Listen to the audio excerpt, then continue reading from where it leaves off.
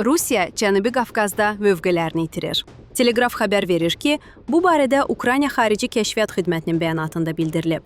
Tramp marşrutu layihəsi Rusiyanı Cənubi Qafqazda əsas oyunçu mövqeyindən məhrum edir.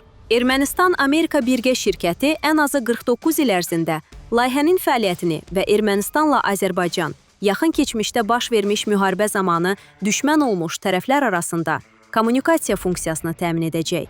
Yaxın keçmişə qədər bölgədəki əsas və alternativsiz kommunikator Moskva hesab edilirdi, xidmət bildirib. Ukrayna Xarici Kəşfiyyat Xidməti qeyd edib ki, Tramp marşrutu layihəsi çərçivəsində neft-qaz kəmərlərinin, fiber optik şəbəkələri, həmçinin Ermənistanın İranla sərhədi boyunca Mehri dəmir yolu və avtomobil yolunun yaradılması planlaşdırılır. Bu dəhliz Çin, Qazaxıstan, Xəzər dənizi hövzəsi, Azərbaycan və Gürcüstandan keçərək Türkiyə və Avropa ölkələrinə qədər uzanan Transxəzər marşrutunda vacib bağlantı rolunu oynayacaq. Ukrayna kəşfiyyatı Ermənistan liderlərinin məsələ ilə bağlı bəyanatlarına da diqqət çəkib.